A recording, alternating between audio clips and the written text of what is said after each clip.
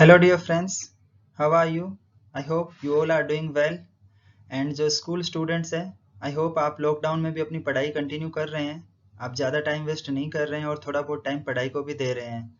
So I am your friend Satyanarayana and I am back with an awesome video for you people.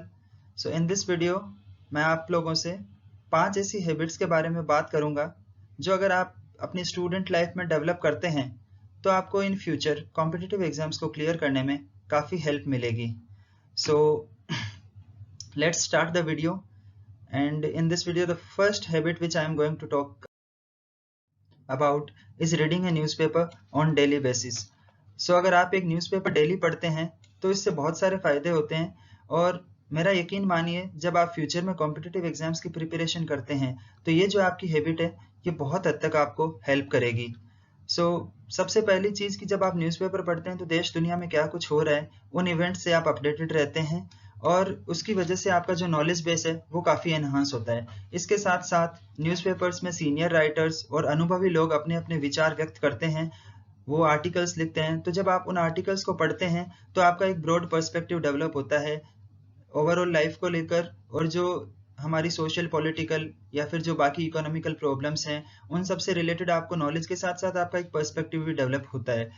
तो that is another benefit. उसके साथ साथ जब आप newspaper को पढ़ते हैं, उसके आर्टिकल्स पढ़ते हैं तो आपकी वोकेबुलरी स्ट्रांग होती है, आप नए नए सेंटेंस फॉर्मेशन सीखते हैं। तो उससे आपकी जो राइटिंग एंड रीडिंग हैबिट्स जो है वो भी काफ़ी हद तक डेवलप होती है। और ऐसे राइटिंग जो होता है, निबंध लेखन, वो हर कॉम्पिटिटिव एग्जाम्स जो लिखित होते हैं उनका हिस्सा होता है। तो न्यूज़पेपर पढ़ने वाली जो हैबिट है आपको ऐसे राइटिंग में काफ़ी मदद करती है in any competition exams.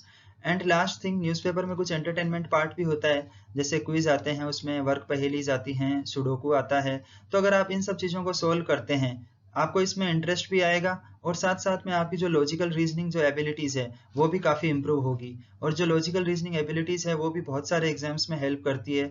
UPSC में सी सेट का पेपर होता है, आरपीएससी में भी मैथ्स का पेपर होता है, एसएससी एग्जाम्स में होता है।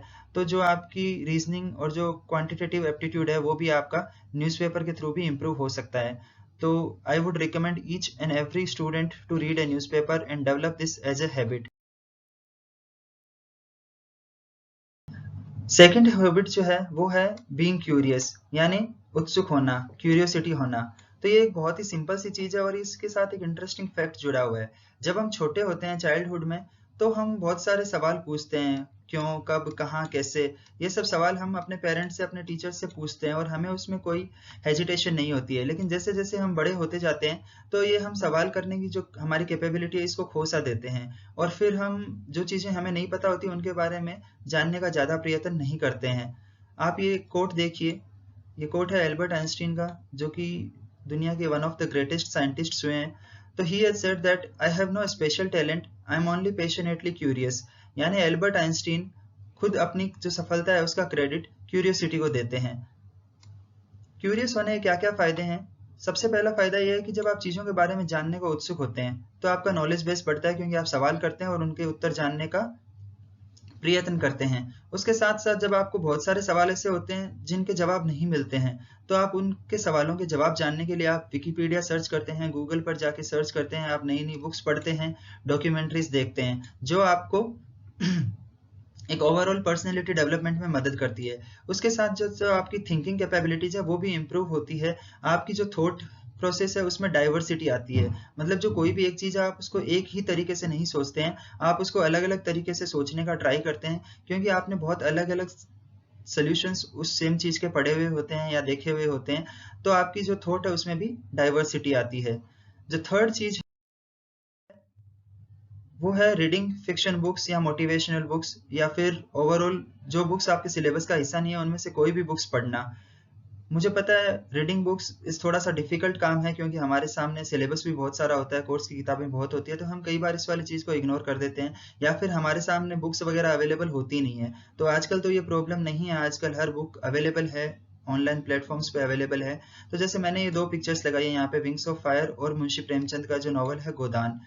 तो गोदान मैंने यहाँ पे इसलिए लगाया क्योंकि ये जो फर्स्ट बुक ऐसी थी जो मैंने सिलेबस के बाहर पढ़ी, मेरे लाइब्रेरियन ने मेरे को दी थी जब when I was in class 9।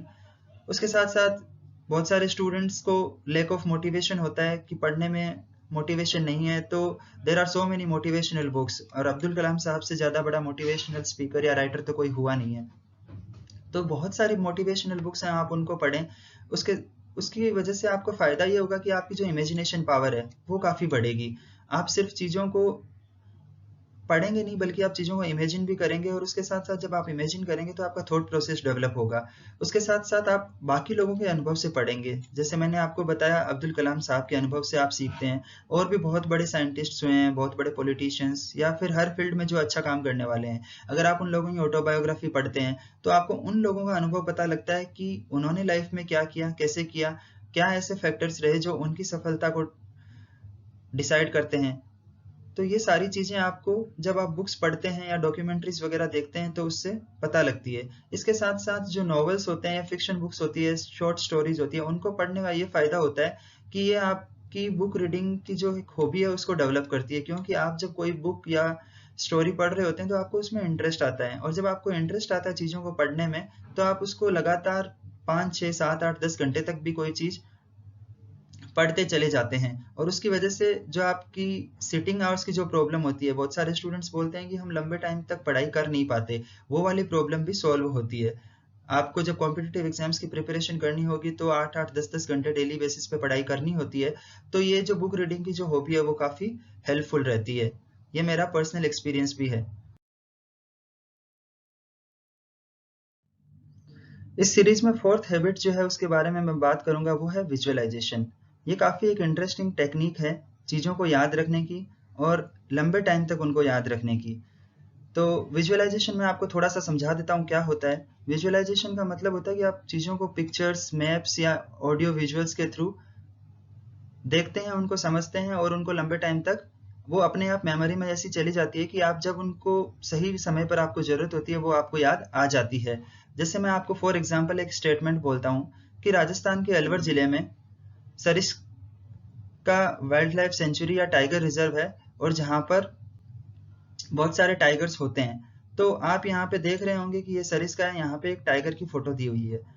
अगर मैं आपको सिर्फ ये सेंटेंस बोलता तो मे भी आपको आज याद रहता, कल तक याद रहता, और कुछ टाइम बाद में आप इस वाली चीज को भूल जाते कि सरिस्का अलवर जिले में है या फिर सवाई माधोपुर जिले में है, सरिस्का में टाइगर होते हैं या फिर कोई दूसरा एनिमल होता है। लेकिन आपको मैं राजस्थान के मैप के साथ राजस्थान का मैप दिखाता हूँ, उसमें आपको मैं अलवर जिले की लोकेशन हाईलाइट करता हूँ और वहां पे एक मैं टाइगर की फोटो आपको दिखाता हूँ। तो इस चीज की ज्यादा प्रोबेबिलिटी है कि आपको ये वाली चीज लंबे टाइम तक याद रहेगी कि राजस्थान के कौन से जिले में अलवर या फिर कौन से जिले में सरिस्का टाइगर रिजर्व है, और या अलवर में कौन सा टाइगर रिजर्व है। तो ये एक विजुअलाइजेशन करने की टेक्निक है। मैं इस टेक्निक का अपनी प्रेजेंटेशन में भी यूज करने की कोशिश करता हूँ। मैं हर वीडियो में हर स्लाइड में कहीं ना कहीं कोई ना कोई पिक्चर्स डालने की कोशिश करता हूँ, जिसके थ्रू आप उसको चीज़ों को लिंक कर सकें और आप चीज़ों को लंबे टाइम तक याद रख सकें। साथ साथ जब आपको एग्जाम्स वगैरह में आप बैठे होते हैं तो आप चीज़ों को इजीली रिकॉल भी कर सकते हैं। उसके साथ आपकी जो लॉजिकल रीजनिंग की कैपेबिलिटीज़ है वो भी डेवलप होती है इस टेक्निक से।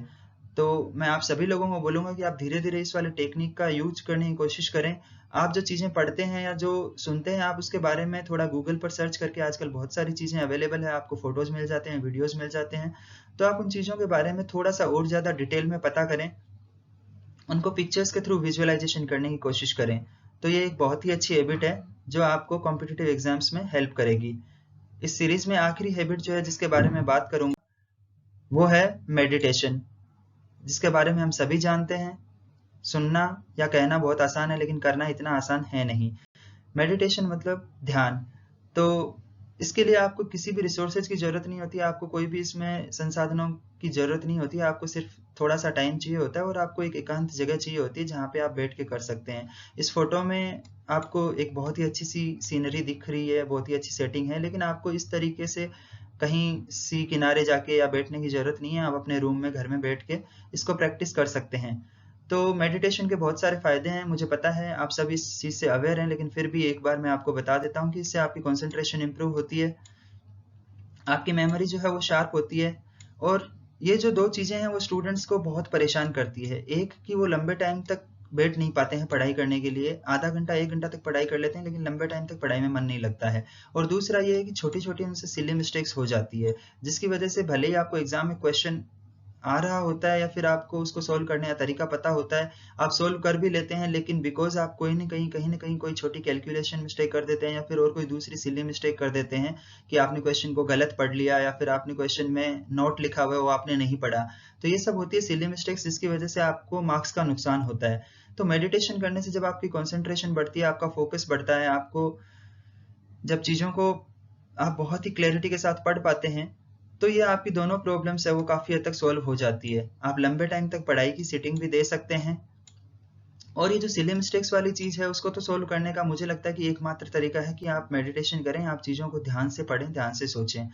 तो इसके लिए फिर जब आप देखेंगे कि अगर आप थोड़े टाइम भी इस चीज़ को प्रैक्टिस करते हैं, डेली 15-20 मिनट मॉर्निंग में या इवनिंग में जब भी आपको टाइम मिलता है, अगर आप मेडिटेशन करते हैं, तो जो आप छोटी छोटी सिली मिस्टेक्स करते हैं आप उनको अवॉइड कर सकते हैं। और उसकी वजह से अगर आप अभी प्रेजेंटली 80 to 90% अगर चीज़ें अच्छे से याद रख रहे हैं, अगर एग्जाम में आप परफॉर्म कर रहे हैं, तो यकीन मानिए आपकी कम से कम 5% और आपके मार्क्स इंप्रूव हो जाएंगे, सिर्फ इस चीज़ से कि आपने थोड़ा अच्छे से मेडिटेशन किया, आपने चीज़ों को ढंग से सोचना स्टार्ट किया है।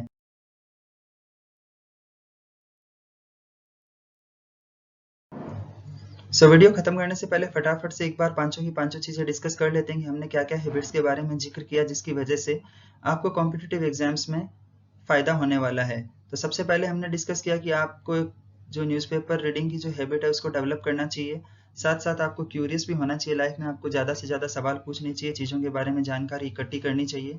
तीसरा, बुक रीडिंग को एक जो हॉबी डेवलप करना चाहिए, फिक्शन हो नॉन फिक्शन बुक्स हो आपको उनको पढ़ना चाहिए।